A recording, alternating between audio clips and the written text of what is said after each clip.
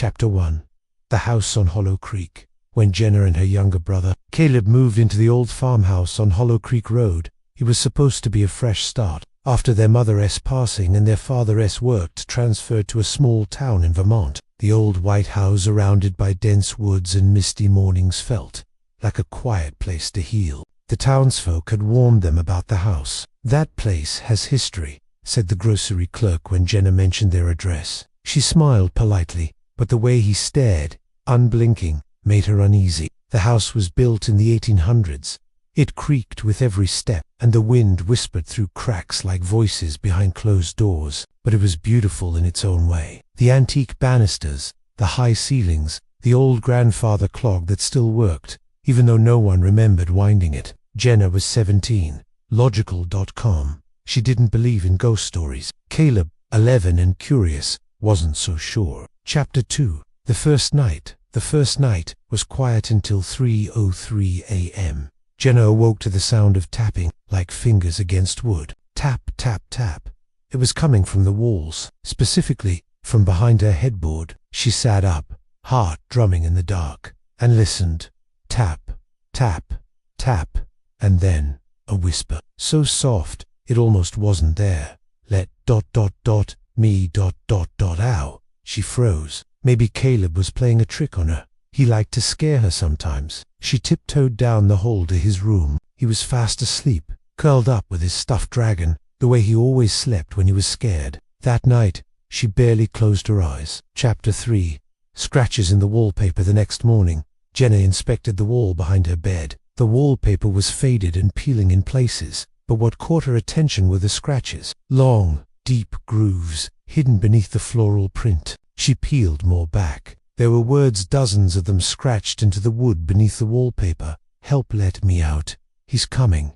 She staggered back, skin prickling. Caleb called from behind her. "Why's the wall bleeding?" She turned and saw a thin trickle of red oozing from one of the scratches. Chapter 4. The Whispering Hour. That night, the tapping came again. This time, Caleb heard it too. They sat together on Jenna's bed, holding flashlights in each other's hands. The tapping moved behind the walls, from one side of the room to the other, then down the hallway, then back, and always the whisper, "Let me out." Jenna shouted, "Who are you?" Silence. Then something new. Laughter. Childlike, but wrong. Twisted. It echoed through the walls, through the vents, through the floors. That was the first night. Caleb's. She found him standing in the hallway at 3:33 a.m., his eyes wide open but glassy. He was whispering. "He's behind the door. He's behind the door." Jenna shook him awake, and he collapsed in her arms. Chapter 5. The Hidden Room. Jenna dug through the town archives the next day, desperate for answers. She found an old blueprint of the house. The second floor had a strange gap between two rooms spaced unaccounted for. A hidden room. Back at the house, she measured, tapped walls, and finally found it. A false panel in the hallway. Behind it, a narrow door with a rusted handle. She hesitated, then opened it. The air that rushed out was freezing. Inside, the room was small and dark. Chains were bolted to the walls. Scratches covered every surface. A child's drawing lay on the floor, crumpled and torn. It showed a tall figure with no face and children in cages. She turned to leave. The door slammed shut behind her. Chapter 6. Something in the house. Caleb grew quieter each day. He no longer laughed, no longer played. He said the man in the walls was teaching him things. That soon, he wouldn't need Jenna anymore. "Who is he?" she asked. "The Hollow Man," Caleb whispered. "He was trapped here, and now ...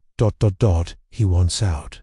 Every night, the walls bled. The tapping became banging. The whisper became screaming. And the house, it changed. Doors led to nowhere. Reflections moved on their own. The grandfather clock ticked backward. Jenna tried to leave with Caleb, but the car wouldn't start. The road behind them was swallowed by fog. They were trapped. Chapter 7. The Hollow Man. On the seventh night, Jenna woke to find Caleb gone. She searched every room, every creaking stair. Finally, she heard his voice from the hidden room. She burst in. He stood in the center, his hands outstretched, his eyes pitch black. The chains on the walls rattled as shadows twisted into the shape of a tall, faceless man. "You brought her," the thing whispered through Caleb.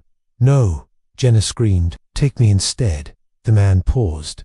Then, silence. He stepped toward her. Cold filled her bones. Her breath turned to frost. Her body froze. And Caleb blinked, his eyes returning to green. "No," he cried. "Take me back." But it was too late. Jenna was gone. Chapter 8.